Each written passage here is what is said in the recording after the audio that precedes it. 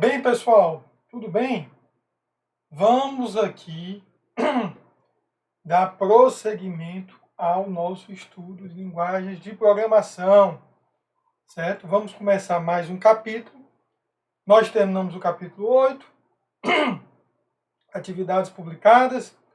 Vamos agora para o capítulo 9. Esse capítulo aqui do nosso grande livro do Sebesta, né? Subprogramas, certo? Não é no sentido disso inferior. Nós vamos ver que subprogramas nada mais, nada menos são do que o que nós chamamos de funções ou procedimentos, que o livro faz grande distinção, mas na prática a gente vai ver que essa distinção é até um pouco, no que a gente usa hoje de linguagem, ela fica um pouco artificial, né? E também são os famosos métodos, quando você está falando em orientação a objeto, ok? Adiante, então, subprogramas, ok? Nós vamos ver no capítulo, começando já dando aviso, gente. Esse capítulo é um capítulo longo. Então, nós vamos provavelmente passar mais de uma semana nele, certo? Isso é fato, não tem muito, né? Porque, na verdade, o assunto de subprogramas é o capítulo 9 e 10. Só que você for ver lá em termos de páginas de conteúdo, o 10 é bem pequenininho. Ele já está uma cor mais pontual, né? E o 9, mais longo, prepara para o 10. Então vocês podem imaginar que o capítulo 9 e 10 é um grande capítulo, né? Que demora 2 semanas para ser visto. Ok? Então nós vamos ver introdução, fundamentos e questões de projeto, sempre isso, né? Sempre tem as questões de projeto, ok? Vamos ver depois, não sei se essa parte de referenciamento entra, mas eu vou até deixar assim, na primeira aula, um negócio assim, né? Fica duplo. Estou fazendo aqui ao vivo não, mas no calor das coisas a gente vai ver, né? Então eu imaginei que isso aqui seria a primeira aula, isso pode mudar. Toda a questão de passagem de parâmetros, gente, aqui está bem curto. São 2 tópicos, mas você vai ver no livro, são muitas páginas, né? Então daria uma segunda aula, e isso daqui tudo daria uma terceira aula. Não prometo seguir, né? Mas, como é que diz? Fica aí um objetivo a ser, né? Só para a gente não ficar também fazendo aula muito longa, né? Mas, ó, sempre a gente fala uma questão de introdução e questão de projetos, né? Que são as coisas que diferenciam as linguagens.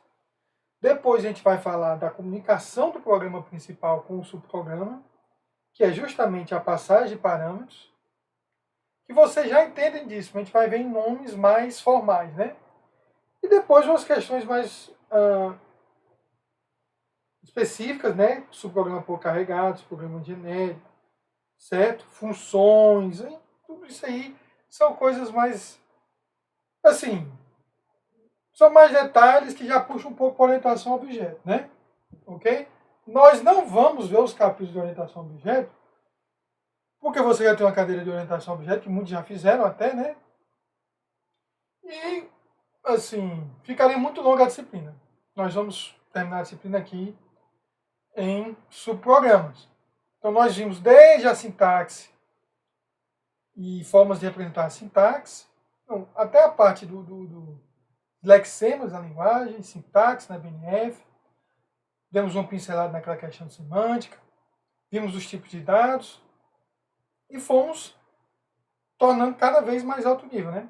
Foram aquelas expressões básicas de atribuição e aritmética e booleana, vimos as estruturas de controle e decisão, e qual o próximo passo? Você foi imaginar até numa cadeira de FUP, qual é a cor que você vê em seguida? São as funções, que aqui nós tratamos como funções e procedimentos, ok? Para adiante, certo? O que é que você pode falar de abstração, né? O que é que você pode falar em termos de linguagem de programação quando você está falando de abstração, ok? Você pode ter abstração de processos e abstração de dados. Professor, o que é um processo? É um processo do SEO, tudo. Mas você vê que essa palavra processo é uma palavra sobrecarregada, né? Você tem desde o processo do SEO, tem o processo gerencial dentro de uma empresa, tudo isso aí. Nada mais que processo é uma tarefa, né? É uma sequência de tarefas, de passos para realizar algum objetivo. Então, quando eu falo abstração de processo em termos de linguagem, eu quero encapsular, dar um nome a um conjunto de tarefas, ou a uma tarefa, ou pode ser um conjunto de tarefas, né? Então, quando eu digo, por exemplo, que eu quero dar um nome, uma coisa que vocês, a maioria já deve ter visto, um algoritmo de ordenação. Aquilo é um processo de ordenar dados, certo? O que é que eu faço para poder implementar um algoritmo de ordenação? Eu posso fazer o meu programinha, que lê os dados, e lá no meio do código eu coloco o algoritmo como é que diz?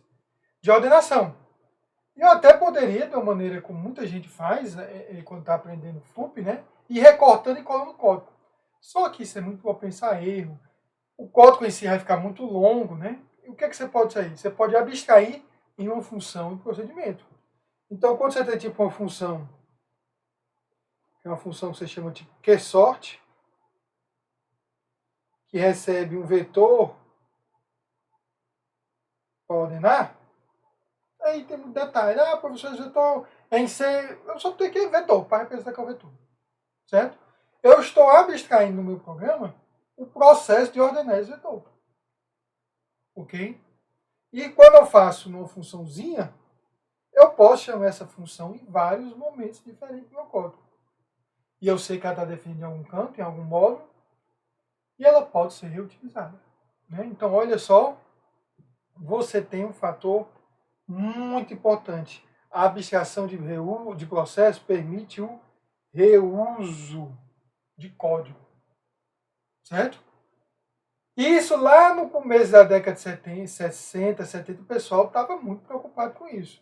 Em reutilizar código através da abstração de processo. Então o cara podia definir uma função, a função QSort dele, e poderia disponibilizar aí para os colegas reutilizarem essa função. Ok? Desde que todo mundo entrasse em acordo o que é que essa função recebe e o que é que ela retorna, a pessoa podia utilizar. Aí, cara, isso aí já permitiu muito reuso, né? Porque você começou a organizar essas funções, esses procedimentos em bibliotecas, né?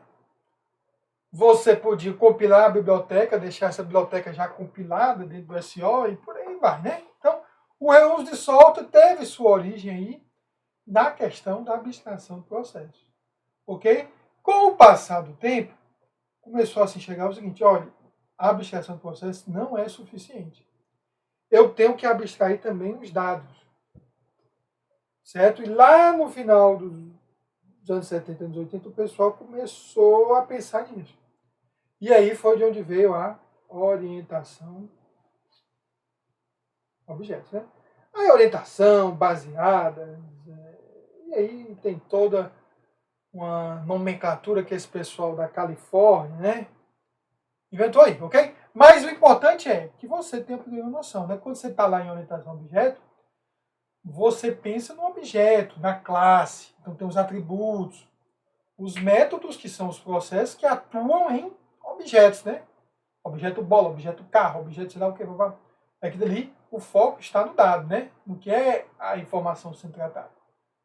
Na abstração do processo de funções, nós estamos pensando simplesmente na ação, que é o que nós estamos abstraindo aí, né?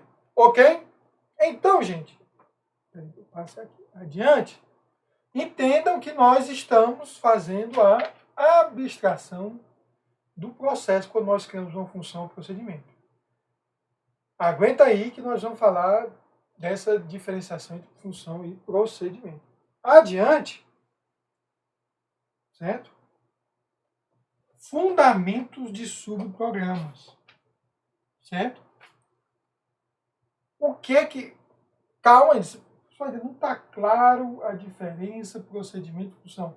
Calma, isso é a diferença que para nós, na prática, vamos ter calma, certo? Mas olha só, quando você fala, certo? Aqui eu vou dizer que não há problema você pensar numa função, numa linguagem de programação qualquer, certo? Essa função, quando você chama ela, ela começa a executar de qual ponto? Lá do começo da definição, né? Ok? Então, como ela começa a executar lá do começo, professor, ela não executa do meio ou do fim. Isso é uma coisa que quando a gente fala, não parece fazer nem sentido, né?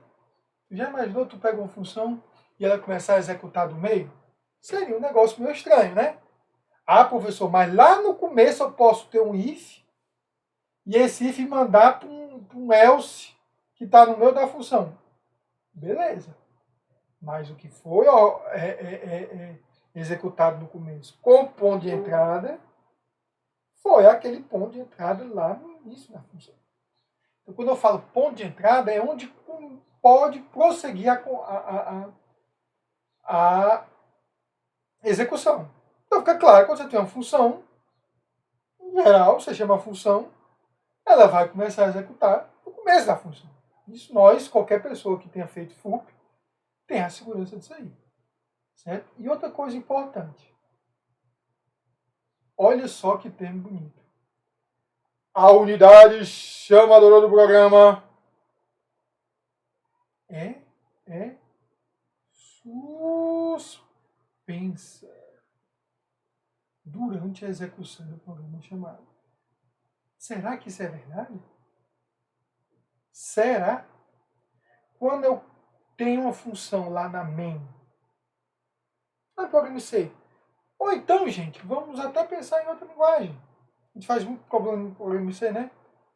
Mas vamos voltar, vamos mostrar exemplos em C, porque C tem muitos, é muito dependente de funções, né? Mas pensa lá em Python. Quando você chama uma função Python, o programa, o script, passa a executar o código da função. Quem chamou, fica parado. Não executa até a função terminar, né? Então, o que a gente diz é que o controle sempre retorna para o chamador quando a execução termina. Professor, isso é verdade mesmo? Porque eu vi ali um negócio que a gente viu em SO, que eu posso botar uma função para executar dentro de uma thread, aí é outra coisa. Certo? Aí você está criando uma thread e está botando a thread para executar, a função para executar dentro da thread. Então isso não é a chamada tradicional, né?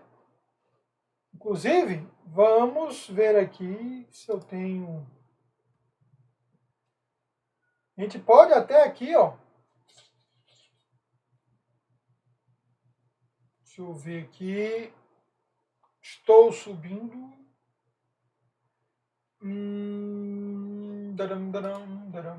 Eu acho que vai ficar muito pequeno para vocês verem. Appearance. Zoom in. Appearance. Zoom in. Certo? Isso aqui é uma pasta que eu tenho aqui uns exemplos, né? Ó, pessoal, eu tinha exemplo até de Algol aqui. Quem tiver curiosidade depois de ver. Mas vamos ver aqui um exemplo em Python. Não criei até, não botei nada aqui. Opa, já tinha botado, ó. Eu ainda está muito pequeno. Vamos aumentar mais ainda.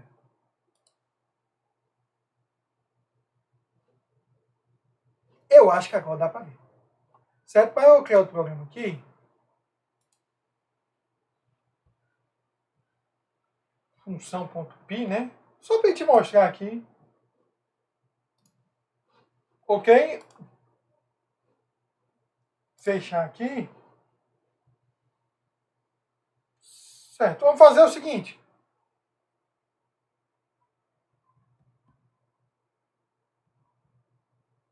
É assim? Def, soma. Como é que é uma função em Python? A e B? Print A, print B, return A mais B. Ok? Isso é uma função. Ele está botando aqui algumas coisas, mas isso aqui é que ele fica completando o código. Vai ficar lá. Ó, em Python, estou mostrando em Python. Para ter uma cor diferente, para não ficar só mostrando isso, né? Ó, isso aqui eu defini uma funçãozinha que recebe dois parâmetros, imprime cada um e soma, né? Eu posso até imprimir também. Ah, mas... Certo? Beleza? Aí, como é que eu reconheço em Python? Aqui eu já poderia começar a escrever, né? Mas Python é um negócio que eu acho bonito. If name igual a...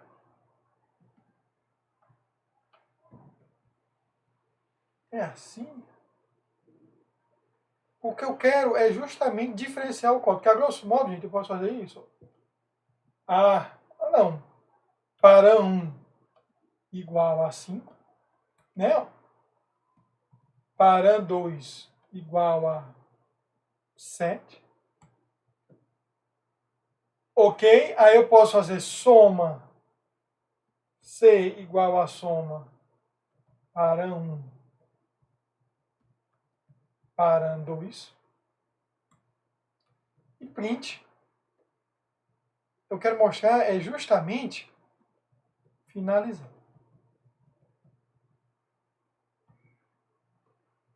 Certo.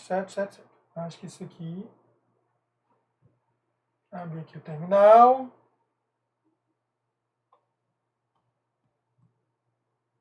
Tá aqui, né, ó. O executável. Eu vou botar o tempo Python função.py. Pronto. O que eu queria mostrar é o seguinte, gente. Certo? Você veja que isso aqui tudo eu posso até tornar mais claro aqui, né? Int inicializando. Certo? Observe. Vamos lá executar de novo. Eu acho que a câmera não está atrapalhando, né? Bom, veja que você pode considerar que isso aqui é como se fosse o procedimento principal, né? Do Python. Veja que ele inicia as variáveis, né, tal, chama inicializando. No que ele chama inicializando, ele chama o subprograma, que isso aqui é um subprograma, certo? O subprograma imprime A, B, A mais B, eu recupero aqui C, eu não faço nada, depois eu finalizando. Veja que, enquanto isso aqui estava executando, o programa não progrediu por aqui, certo? Então, é isso que nós estamos querendo mostrar aqui, ó. A unidade do programa chamador é suspensa, então lá o principal do script foi suspenso, chama o subprograma, certo? E retorna para o chamador final, ok? Então, gente, isso é o funcionamento normal de uma função. Eu acredito que todo mundo tem essa noção lá de FUP, né? O que eu poderia mostrar mais? Só mostrando aqui, né? Eu posso, assim, isso aqui é como se fosse uma declaração para dizer o seguinte, olha, se isso aqui for o próximo, se eu tiver no corpo inicial, né? É uma maneira de como se Python quisesse ter uma função main, certo? Não tem, de certa forma, envolve até um pouco de reflexão, porque ele está pegando o nome, né, do que está executando. Não muda nada na execução. Né? Seria só uma maneira de deixar isso aqui mais claro. Isso aqui é como se isso aqui fosse o procedimento main do Python, né? Para não ficar totalmente. Então, novamente, ele começa executando o main. Agora, detalhe. Ao começar a executar aqui, ele já carregou, né? A função foi declarada antes. Ok? Então, eu só queria mostrar esse pequeno exemplo. A gente vai mostrar depois. Botamos em Python para diferenciar, mas eu tenho aqui programinhas em C. Vamos mostrar programinhas em C e tudo. Mostrando isso aí, ok? Vamos voltar agora para aqui nossos slides, né? Então, beleza. Eu acho que deu para entender o que é esse único ponto de entrada, o que é a unidade chamadora ser suspensa, certo? O que é a função executar e o que é o controle retornar, né? Aí, gente, o que é que nós podemos dar um nome? Isso aqui, eu vou ter que tirar aqui, né?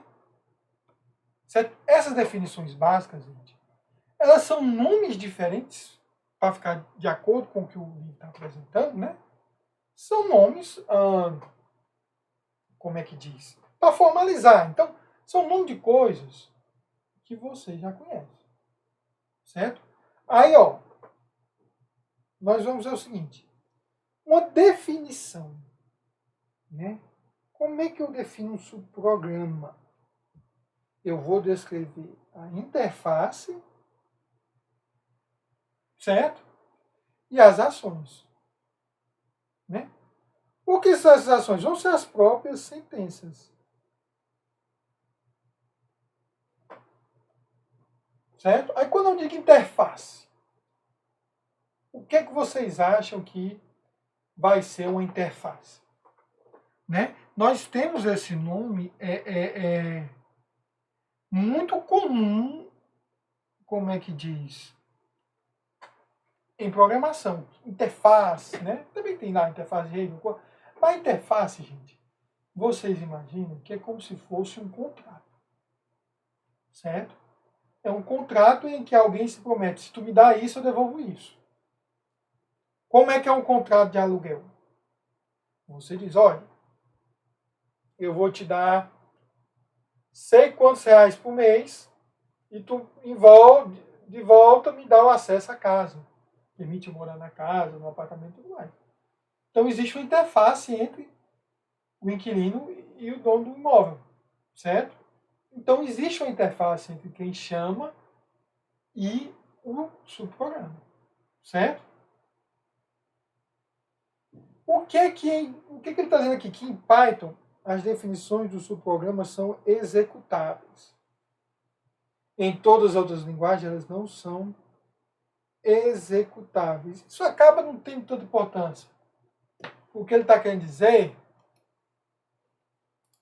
é que como Python é interpretado, né, ele começa a ler o documento, aí encontra esse def, e aí ele executa esse def para definir o subprograma. Né? Como se em C, se fosse um programa em C, não é que ele não execute, é que ele compile o subprograma. Okay? Isso eu acho que é uma definição dele que, na prática, no Python atual, tudo, não sei, para esse nível não é importante a gente pensar muito nisso agora não, certo? Beleza? Uma chamada a subprograma é uma requisição explícita que diz que o subprograma deve ser executado. Certo? Por exemplo, aqui,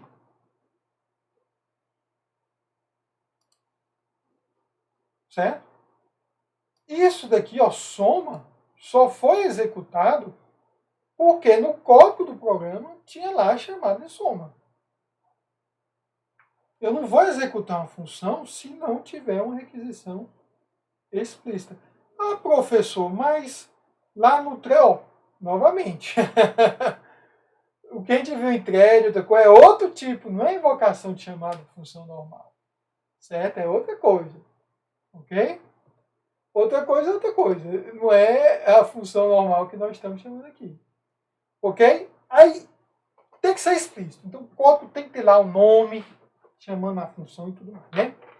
O cabeçalho de um subprograma é a primeira parte da definição. Aí o que tem nesse cabeçalho? Que está intimamente ligado com o conceito da interface.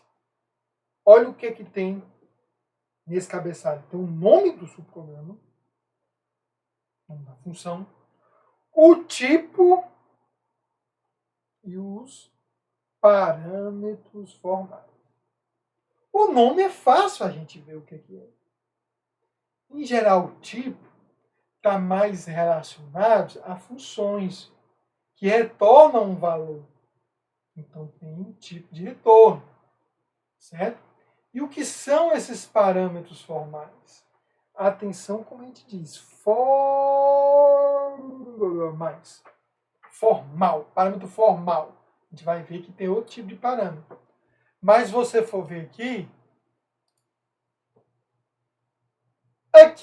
o negócio que Python talvez não seja um bom exemplo, mas o nome a gente sabe que é soma, certo? O tipo.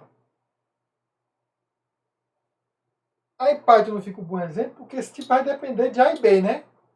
Mas se A e B forem inteiros, qual vai ser o tipo do subprograma? Inteiro. Se A e B forem cadeias e caracteres, né? Vai ser cadeia e caractere. Já tem um pouco de programação genérica, de baixo nível, mas enfim. Deu para entender o que é o tipo, né? E quais são os parâmetros formais? Neste exemplo, o parâmetro formal é A, os parâmetros formais são A e B. Então, são os parâmetros que estão descritos aqui na assinatura do método. Você tem esse termo também, assinatura, né? Ok? Então, quando eu estou falando nome, tipo e parâmetro formal, eu estou falando da declaração do cabeçalho do subprograma. Certo? E a primeira parte. Qual é a segunda parte?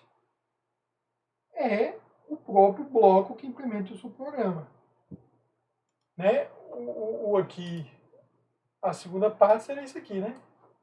Que é o que o programinha, ou a subprograminha, a funçãozinha faz. Ok? Mas, estamos falando de cabeçalho, né? Cabeçalho é a primeira parte da definição. Nome, tipo e os parâmetros formais. O perfil de parâmetros, olha, perfil, profile, né? Ou assinatura, olha aí, já sumiu um tempo que eu acho que você já deve ter visto. De um subprograma contém um número, a ordem e os tipos de seus parâmetros formais. Certo? Novamente, aquele exemplo de Python não é o melhor, porque a gente não marca os tipos, né? Ok?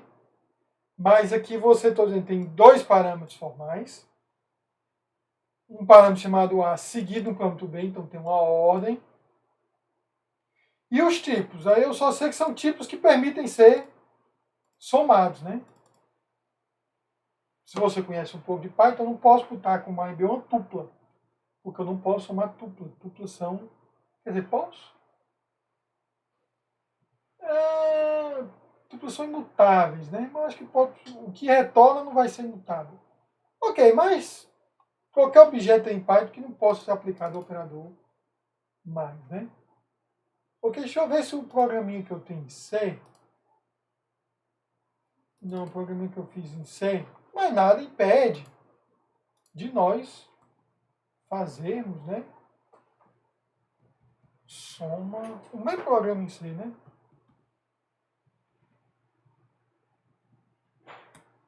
Porque eu acho que aí fica... Como é que diz? Mais óbvio, porque C coloca a questão dos tipos de uma maneira mais forte, né? Olha aí.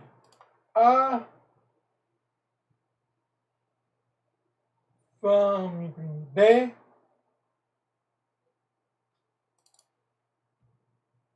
E A mais B. Né?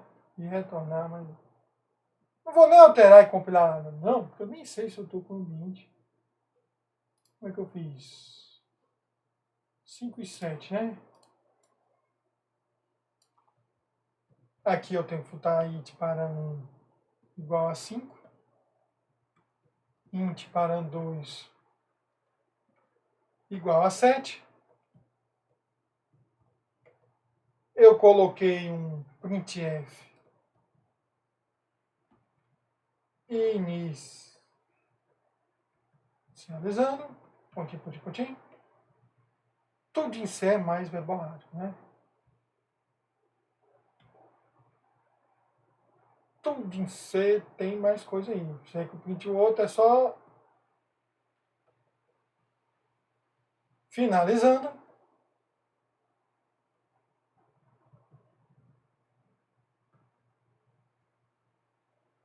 Um return zerozinho. E eu nem sei o que foi que eu fiz. C, e aqui eu tenho que botar um int C, né? Que na verdade seria um result, né? Soma para 1 para 2. Pronto. Chamei de Olamundo, totalmente desorganizado o exemplo, né? Mas, gente, aqui você vê, não sei se tem algum erro, mas mesmo que tenha, dá para vocês terem a noção aqui, né?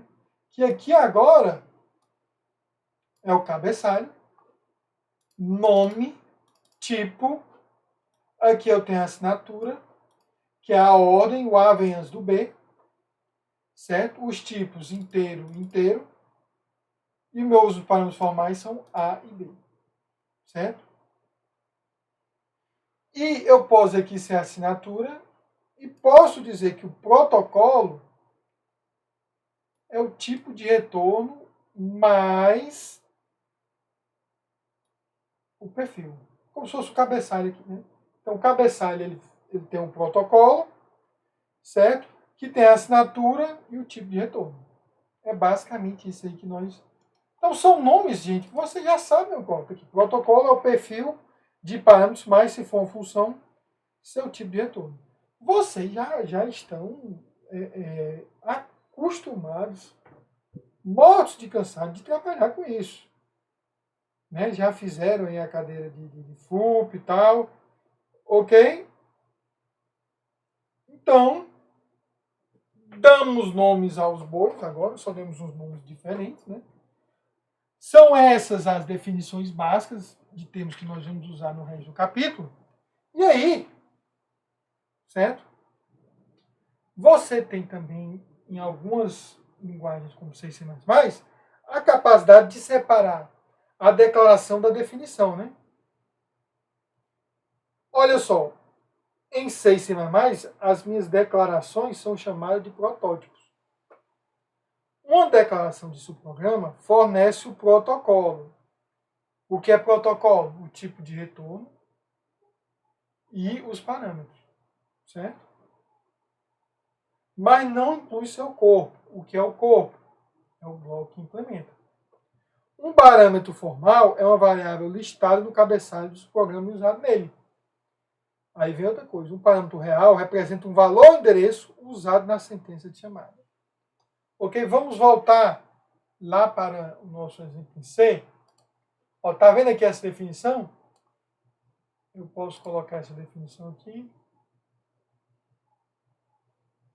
E faço só isso aqui. Ó.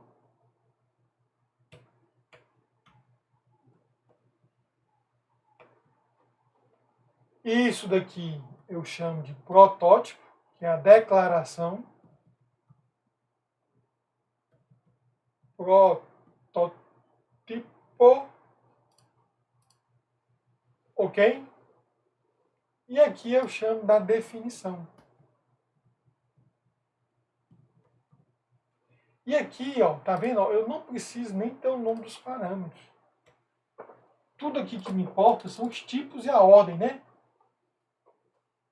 Pra que isso? Eu não vejo necessidade disso. Muitas vezes, gente, você prefere deixar as definições, essa parte aqui, em outro arquivo. Aí no seu você só inclui o protótipo e quando vai compilar tudo junto, é que o protótipo casa com a definição. Ok? Isso é muito comum, isso foi uma das primeiras maneiras que facilitam o reuso. Eu posso chegar para um colega, quando o professor autoriza, né?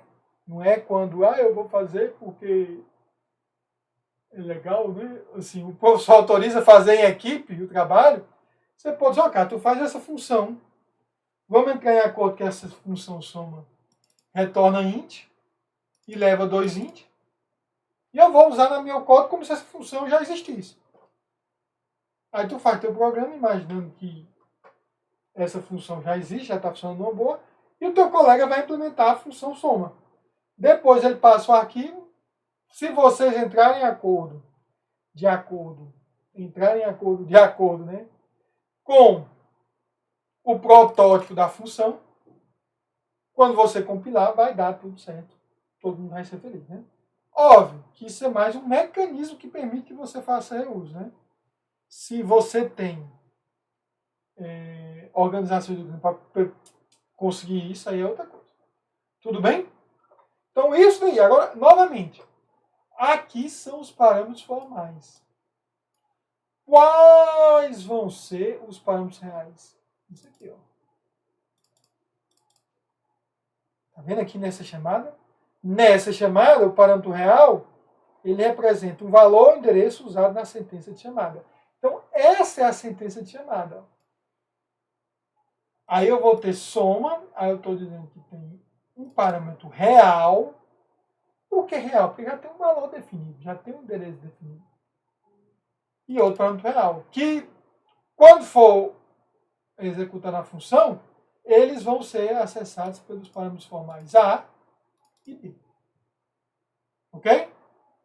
Então, novamente, são conceitos aí que a gente está vendo. Um parâmetro formal é uma variável listada no cabeçalho do seu programa e usada nele. Aí você vê aqui, ó. Aqui eu uso A e B porque estão listados aqui, né? Eu não uso para 1 e para 2. Né?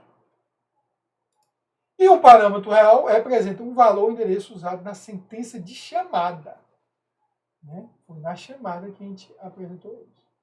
Ok? Bem, dado o nome aí, né? Deu uma travadinha. Eu não estou conseguindo Opa, pronto. Foi, né? Deixa eu ver. Voltou, né? Beleza. Então, gente, nada mais. Uma vez que você viu que tem os parâmetros, né? Reais e parâmetros reais e formais, não fica, como é que diz? Você já vê que a importância é muito grande. Olha, você pode ter até uma função, um procedimento que não recebe parâmetros, ok? Mas seria uma funcionalidade altamente limitada, porque eu quero justamente abstrair um processo, então eu tenho que dizer o que é que vai ser feito. Por exemplo, se eu vou, como é que diz? Qual foi o exemplo que eu dei? Não, começar. Pronto, ordenação. Se eu tenho um processo de ordenação, abstração, que é uma função, eu tenho que passar o vetor para ser ordenado, né? Então tem muito. Você tem que de alguma forma. Então, uma vez que a gente sabe esses números aí, parâmetro formal, parâmetro real, né? Como é que ocorre a correspondência? Como é que, dada numa sentença de chamada de uma função, eu sei que determinado parâmetro real vai para determinado parâmetro formal. Ok? Gente, a gente vendo aqui, né? Nesse exemplo aqui, ó, nesse caso aqui, como é que eu sei que o para 1 vai para A ou para B? E para 2 vai para A ou para B? Óbvio, né? A maioria de vocês que já fez, como é que diz, FUP, né? Sabe que, no bom senso, né? o bom senso racional diz que para 1 vai para A. Por que para 1 vai para A? Porque para 1 está na chamada, na posição em que A está na declaração, lá na assinatura do médico. E para 2 vai para B, porque para 2 está lá naquela posição do B. Ok? Então, o bom senso diz isso. O que é essa correspondência? Essa correspondência é uma correspondência posicional. Certo? A vinculação dos parâmetros reais, que é quem eu estou usando para chamar a função, aos parâmetros formais, que vão ser os nomes usados dentro da função, é por posição. O primeiro real é vinculado ao primeiro formal e assim diante. Certo? Esta é uma maneira segura e efetiva. Ok? Ah, professor! Então não precisa de mais nada. É só eu lembrar. Gente, agora tem um pequeno problema. Sabe qual é o pequeno problema? Eu vou até mostrar aqui. Eu acho que eu tenho aqui um exemplo. Deixa eu ver aqui. MPI. Deixa eu ver aqui, MPI. Deixa eu ver aqui. Não, esse é exemplo do MPI. Professor, o que é MPI? Não precisa saber, jovem. É um programa em C, um programa em C. Certo? Opa, não quero esse aqui não. Olha só essa função do MPI aqui. Certo? Professor, minha cabeça está doendo. Calma, rapaz. Você não precisa entender, não. Não vai cair na prova nem na lista, não, né? Eu só quero que você veja e conte comigo quantos parâmetros tem na assinatura do método dessa função. Olha só. 1, 2, 3, 4, 5, 6, 7. Certo? Então, essa função do MPI, que é outra coisa que você não precisa nem saber o que é, não é um programa em C, é uma biblioteca em C muito utilizada aí e tal. Certo? Ela tem 7 parâmetros. Na nossa cabeça, gente, saber pela posição o que cada parâmetro indica já complica. Olha, eu sei que aqui um size é um inteiro, tal. Eu posso, sem querer, eu não me lembro se o segundo parâmetro é um inteiro ou é um tipo. Assim, começa a ficar confuso mesmo. Certo? Então, apesar dessa abordagem que nós vimos aqui para 2, 3 parâmetros, se a abordagem, como é que a gente diz, mais simples e segura, ela força o programador a saber. E aquela, vou ser sincero com vocês, viu, gente? A lei de MPI, 7 parâmetros, é muito, já fica difícil lembrar. Não sei nem se eu tenho aqui. OpenCL, vamos ver aqui. OpenCL, deixa eu ver se eu tenho um exemplo aqui no OpenCL. O código da Intel aqui, faz nada. Vamos ver se tem um mais bonito aqui. Esses códigos do OpenCL que eu tenho aqui são muito fuleiragem, né? Mas esse OpenCL, se você procurar aí no Google, OpenCL código C, tem funções aí que são 15 parâmetros. É para lembrar o que cada um quer dizer, certo?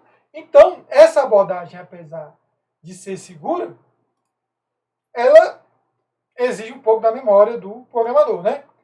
Qual é a outra abordagem? Palavra-chave, certo? O nome do parâmetro formal, aqui um parâmetro real deve ser vinculado, é especificado com o parâmetro real. Então, nós vamos ver em Python como é que seria isso aí, certo? Mas a vantagem dessa abordagem, vamos ver lá depois quando for ver o exemplo, a gente vê a vantagem aí dessa abordagem. Parâmetros que podem aparecer em qualquer ordem, então evita os erros de correspondência. E aí você tem que lembrar a ordem. mas tem que lembrar o nome. Às vezes, gente, é mais fácil lembrar nome do que lembrar a ordem das coisas, né? O ser humano, às vezes, é mais fácil ali. Ok? Certo. E como é que a gente pode fazer isso? A gente vê. Vamos ver o seguinte. Em C, não é muito bom, vem Python. Tá vendo aqui? Para 1, para 2, né? Eu estou aqui no Python, deixa eu executar aqui, funçãozinho. Olha, 5, 7, 12. Se eu mudar de ordem, aqui, ó.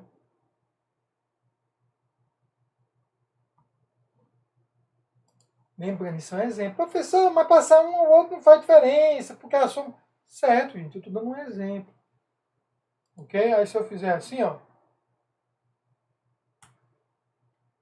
Ficou 7 e 5. Mas se eu fizer isso aqui, ó.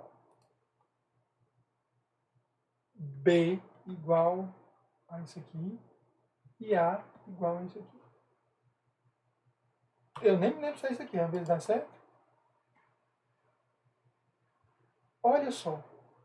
Mesmo eu tendo passando 2, parâmetro 2, primeiro, cujo valor é 7, quando for imprimir o primeiro, ele imprimiu o A que está recebendo o parâmetro 1. Ou seja, eu disse, olha, não esqueça a ordem. Eu quero que o B seja o parâmetro 2 e que o A seja o parâmetro 1. Então, essa é a passagem por palavras-chave. Só dá certo porque eu sei que os parâmetros são A e B. Ok? Aí a desvantagem, eu tenho, agora em geral, gente, eu não coloco só A e B. Eu coloco, tipo, sei lá, endereço da máquina de destino, nome do arquivo. Eu coloco os nomes mais ricos do que simplesmente A e B. Aí acaba sendo mais fácil do cara lembrar do que a posição. Certo? Então, é uma maneira aí de você fazer essa correspondência entre parâmetros reais e formais. Né? Eu não me lembro se C permite essa marmota. Eu acredito que C puro não permita. C++ deve permitir. Ok? Beleza, então essa é a maneira de a gente fazer a correspondência, ou por posição, ou por palavra-chave, né? Em algumas linguagens, como C++, Python, Ruby, Ada e PHP, eu posso ter parâmetros formais com valores padrão. O que significa valor padrão? Se não for passar nenhum parâmetro real, certo? O que está lá padrão vai ser utilizado.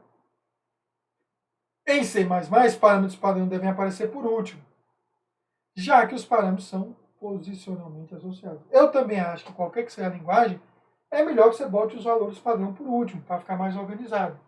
Como é que é isso? Vamos voltar lá no Python. Se eu botar aqui, ó, B igual a 1, certo? Se eu chamar aqui, não mudou nada, né? Agora, se eu fizer só isso aqui, ó, parâmetro, estou passando um único parâmetro de uma função que, em teoria, é para receber 2. Então, tem 2 parâmetros formais, eu só passo um real. Olha o que é que acontece. Pegou o B como o valor padrão. Ok? Isso é o valor padrão. Certo? Não tem muito mistério, não. Óbvio, né, que o mais legalmente seria fazer algo assim, ó. Que aí deixa claro que eu estou querendo que o A, né, é a maneira mais organizada. Mas deixa eu ver uma maneira que a gente podia tentar burlar. Funciona bem isso aí, quer ver? Né? Agora, se eu fizesse tentar forçar a barra, Será que vai dar erro? Vai dar erro. Por quê? Ele até mostrou aqui o erro, né? O A não tem valor padrão. O B aqui tem. Então aqui teria que ser o A, né? Ok? Acho que deu para entender o que é esse valor padrão, né? E para todo mundo que já programou em C e C++, sabe que existem a possibilidade de eu ter um número variável de parâmetros, né? Como assim, professor? Ó, ele dá vários exemplos. C Sharp, aí ele fala em C Sharp, quando ele fala em C Sharp ele fala métodos, né? Porque C Sharp já é bem orientado a objeto. Permite que métodos aceitem um número variável de parâmetros, desde que sejam do mesmo tipo. O método especifica seu parâmetro com modificador params, certo? Eu acabei não botando o exemplo em C Sharp, né? Porque eu nem tenho compilador em C Sharp. Mas no livro tem um exemplo em C Sharp. Em C Sharp você usa o parâmetro. Em Ruby, os parâmetros reais são enviados como elementos de uma dispersão. Dispersão é como se fosse um dicionário, né? Um hash. E o parâmetro correspondente formal é precedido por um asterisco. Vamos ver como é que é em Python, né? Em Python, o parâmetro real é uma lista de valores. E o parâmetro formal correspondente é um número com asterisco. Em Lua, o número variável de parâmetros é representado como parâmetro formal com resistência. Em todas essas linguagens aí, gente, tem no livro falando, vamos ver só em Python, certo? Só em Python. Foi outro programa aqui que eu fiz. Que eu fiz não, né? Foi o exemplo do livro que eu peguei. Olha aí.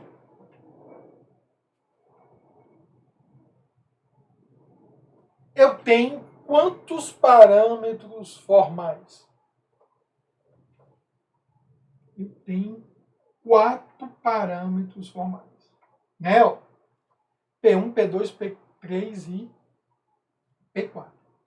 Professor, e esses asteriscos aí? São ponteiros, né? Quando falando de Python. Ok? Esses asteriscos, eles estão dando uma dica de como é que eu devo tratar a lista de parâmetros reais, ok? Quando eu for invocar esta função, certo? Aí, olha só, tem P1 e P2, parecem normais, né? Uma boa. P3 tem um asterisco, então você já subentenda que isso daí vai alterar de alguma forma. E P4 tem 2 asteriscos. Mas como é que você associa? Lembre, depois do valor escalar, em Python você tem as listas. Então você meio que representa com asterisco. E depois da lista você tem os dicionários. Então meio que você representa com 2 dicionários. Olha, aqui eu tenho 4 parâmetros formais. Olha quantos reais eu passo.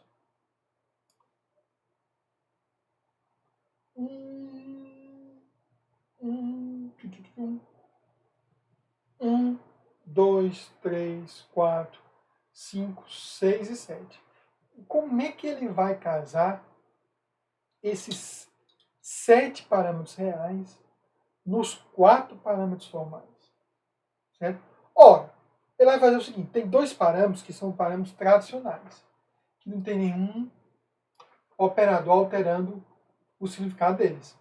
Então esses 2 aqui vão pegar esses 2 aqui. Então P1 vai ser 2, P2 vai ser 4. Aí ele vê que o que vem depois é uma lista. Aí ele procura, no resto da chamada, o que é que parece uma lista. Aparece 6 e 8 parece uma lista. Então joga aqui. Né?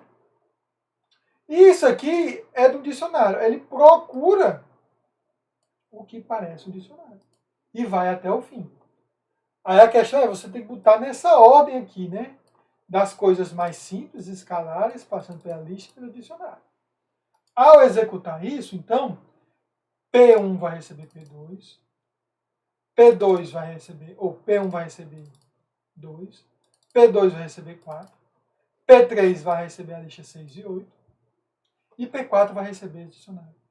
Professor, não entendi, não está muito claro essas regras, isso depende de linguagem. A maneira de entender isso é você brincar um pouco, fazer alguns programinhas e tudo mais, ok? E só vai vir, eu garanto a vocês, com a vivência utilizando a linguagem. Porque vocês viram lá pelo slide que cada linguagem faz isso de uma maneira diferente. Certo? Então, se eu fizer para executar, aí tá vendo que a função, o corpo dela imprime cada uma. A primeira coisa vai imprimir um 2, o 4, uma lista com 6 e 8, e no final o dicionário. Olha. 2, 4. Na verdade, uma tupla com 6 e 8. Né? E no final o dicionário. C tem maneira semelhante. Daí, como é que você consegue implementar o printf? Ok? Professor, não entendi. Olha, gente, isso daí, como eu disse, é questão da linguagem. Mas o importante que você saiba é que cada linguagem tem uma maneira que permite você passar uma quantidade dinâmica, que só é definida em tempo de execução, de parâmetros reais para os parâmetros formais. Isso é permitido. Né? Para determinar, para Python é de um jeito, para Node.js é de outro jeito, e por aí vai. Né? Ok? Certo. Aí tem a questão dos valores padrões que a gente viu. Essa linguagem Ruby, ela tem um conceito aí que, sinceramente, como é que eu posso dizer? É meio exótico, né? É meio exótico. Por que é meio exótico? Ruby permite que tu passe além dos parâmetros, é como se tu passasse um pedaço de código para ser executado dentro do Ruby, dentro da função. Isso é um uso, assim, às vezes, por exemplo, quando você quer ter um algoritmo de ordenação, e você não está ordenando números, está ordenando objetos de uma classe que tem um método que permite você comparar os objetos dessa classe. Aí você poderia ter um bloco em Ruby que é passado para a função de comparação que invoca esse bloco quando é para fazer a comparação. Isso para mim é meio que programação funcional. Isso é programação funcional.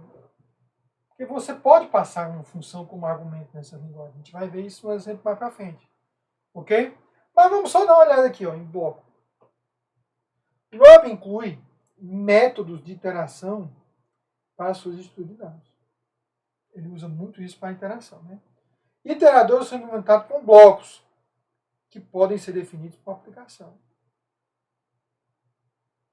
Os blocos podem ter parâmetros formais, que são especificados entre barras verticais. O bloco que é passado para o seu programa é chamado como uma sentença yield. Né? Aí vamos ver aqui, ok? Olha esse código aqui em Ruby. Eu tenho uma funçãozinha Fibonacci, que recebe um parâmetro formal, né, last. Eu boto as variáveis locais first e second para 1 e 1. Aí o que é que eu faço? Enquanto first menor ou igual que last, olha o que está bem estranho aqui. Yield first. Né? Ele vai chamar um código e vai executar esse código passando como se o num fosse um parâmetro. Né? Aí o que é que ele faz em Fibonacci? First, second, o primeiro, né? Que é o cálculo de Fibonacci clássico. Vira o segundo, e o segundo, o primeiro não é o segundo. Então, o que tem de estranho é isso aqui. Ok? Mas, quando você faz a chamada do código, esse yield first vai pegar isso daqui para executar. Veja que uma função normal seria simplesmente Fibonacci 100, né? Mas além do parâmetro real para casar com o parâmetro formal, eu passo um código que recebe esses parâmetros aqui entre barra, né? E quando eu chamo dentro da função yield first, ele vai pegar esse first, botar dentro desse none e executar esse código. É como se eu passasse uma função para a função chamar. Ok? É uma maneira aí que o Ruby permite isso aí. Nas outras linguagens você passa a mesma outra função. Você chama uma função e aqui do lado teria uma função print que você passaria. Ok? Nós vamos ver lá para frente do capítulo esses exemplos. Ok? Procedimentos e funções, né? Só agora para diferenciar, né? Existem essas duas categorias. Procedimentos são coleções de sentenças que definem computações parametrizadas. Funções se parecem com procedimentos, mas são modeladas como funções matemáticas. Né? Em outras palavras, na prática, função retorna valor. Procedimento não retorna valor. Certo? Não tem um tipo de retorno. Basicamente é isso. Como é que seria uma... Pensando em funções, uma linguagem que a gente conhece. Qualquer coisa que você botasse um void, show matrix, sei lá, em C, void não é tipo de retorno nenhum. Ou você pode dizer que é um tipo de retorno vazio. Então, isso aqui se caracteriza mais como um procedimento. Agora, quando é algo que tem um valor de retorno, caracteriza como função. Então, para uma linguagem como C, não faz muito sentido você ficar pensando. Agora, tinha linguagens,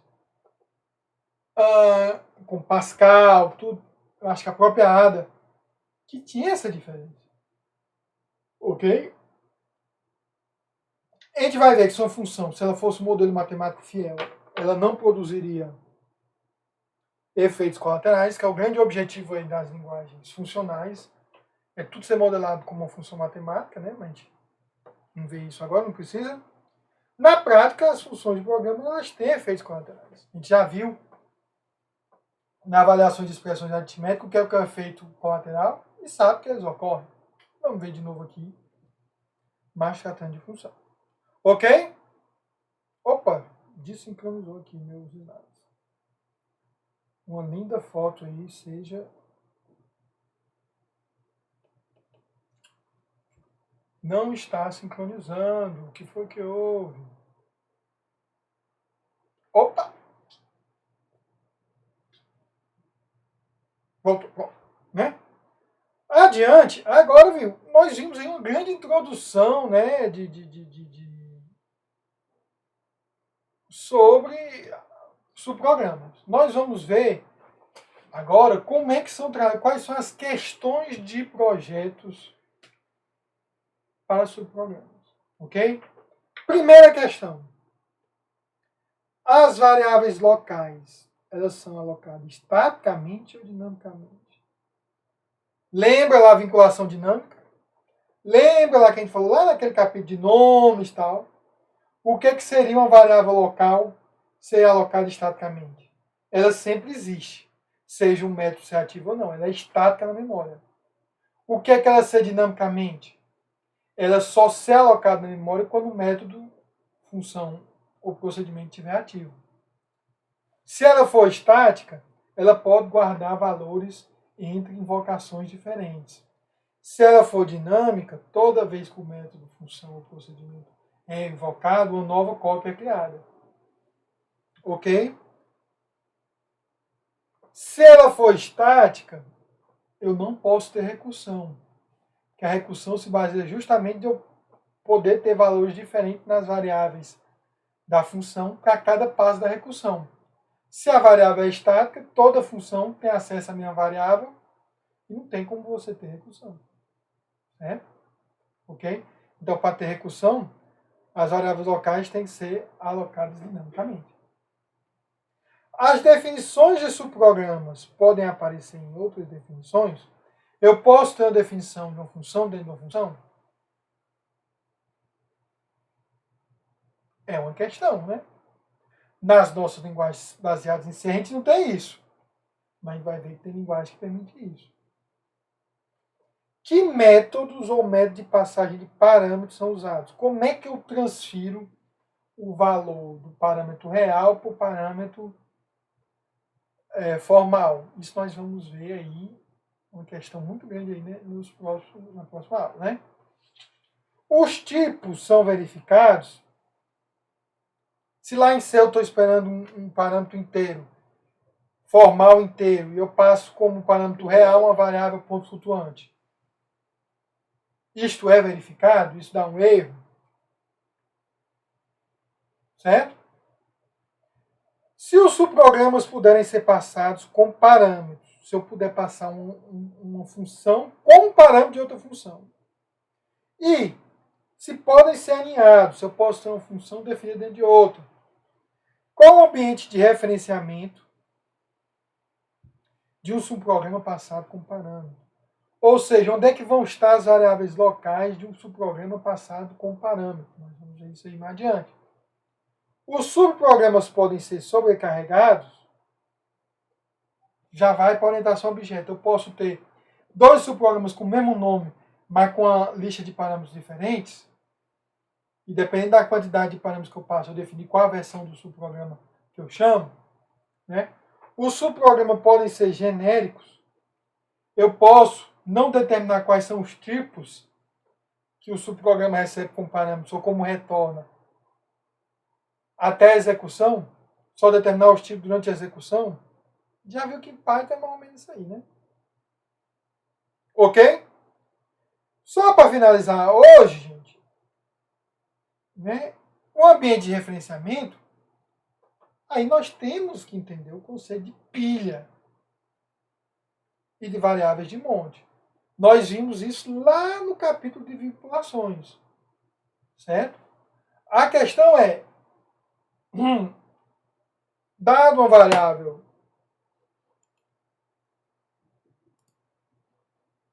local aqui no programa soma, não é variável local, né? Mas digamos que eu criasse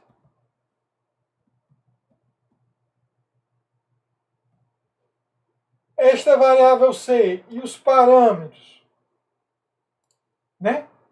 Onde é que eles estão? Uma opção é quando o procedimento for chamado, você tem a pilha do processo, tanto os parâmetros formais quanto as variáveis locais vão ser criados na pilha. Então, só existem durante a, como é que diz, execução. Certo? Outra opção é fazer de forma estática, seja na RIP, a RIP não, que RIP a gente costuma, são dinâmicas, né, no monte, ou estarem lá no começo do programa, já alocadas de maneira estática, né? Olha, se eu botar a dinâmica na pilha, né, tudo aí, eu tenho uma vantagem, que eu posso fazer a função chamar ela mesmo, toda vez que ela é chamada, tem uma nova área na pilha alocada, e eu posso ter recursão, certo? Professor, o que é recursão? Meu amigo, você tem que saber o que é recursão para entender o que é a vantagem de recursão. Se você lá em FUP não chegou a ver um algoritmo recursivo, você tem que ver em algum canto. Não tem como a gente fugir disso aí. Mas recursão é uma função chamar ela mesmo. Ou chamar outra função que chama ela mesmo. Certo? Então, toda vez que é chamada, é alocado um espaço na pilha para a função e as variáveis locais estão lá. Né? Ok? Então, eu tenho essa vantagem. E quando a função termina, eu libero aquele espaço na pilha e outros subprogramas podem usar aquela linha. Então, o armazenamento passa a ser compartilhado. Né? Qual é a desvantagem? A vantagem é que quando eu for chamar o programa, ou o subprograma, a função, além de mudar o fluxo de execução, eu vou ter que alocar na pilha todas as variáveis locais. E quando o programa terminar, o subprograma, eu vou ter que desalocar também. E o endereçamento ele passa a ser indireto. Eu tenho que saber o endereço da pilha e buscar na pilha para saber onde está a minha variável local. Isso te dá um pequeno delay de tempo. Né? E outra coisa, os subprogramas não podem ser sensíveis ao histórico. Quando eu chamei a função lá no começo do programa, quando ela retornou, todas as variáveis locais dela foram desalocadas. Se eu for chamar de novo, não tem como ter acesso a isso aí. Ok? A não ser que em C você pode fazer isso forçosamente, usando a palavra reservada static. Certo? A linguagem poderia escolher a abordagem de ser variáveis locais estáticas. As vantagens e desvantagens são opostas às variáveis locais da pilha. Se todas as variáveis locais forem estáticas, eu não posso ter recursão. Professor, não entendi isso daí. Vai ficar como dever de casa você ver esse programa aqui e entender qual a diferença entre chamar ele com isso. Opa!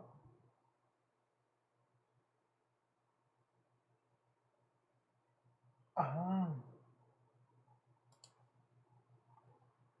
Olha aqui, tem que ser valor estático em de C.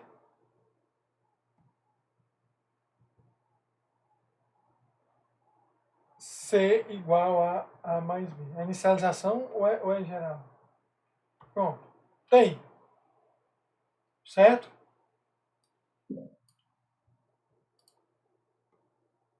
Você tem que pegar, até esse código está no vídeo. Eu falei, você tem que digitar de algum lugar, digita, cara.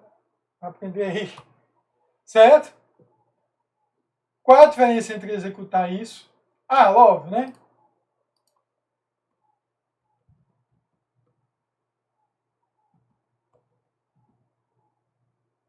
Fazer assim. C. O result. Né? Eu não vou executar. Fica dever de casa aí para você. Pronto. É esse código aqui. Aí você executa com static e sem static. E veja qual a diferença. E aí você vai entender qual é a diferença. Ok? Então, gente, nós vamos voltar na próxima aula para falar já do método de modelo semântico de passagem de parâmetros. Aqui foi só uma revisão de funções equivalente ao que vocês veem lá em FUP. Ok? Tudo bem? Então, próxima aula, voltamos para passagem de parâmetros.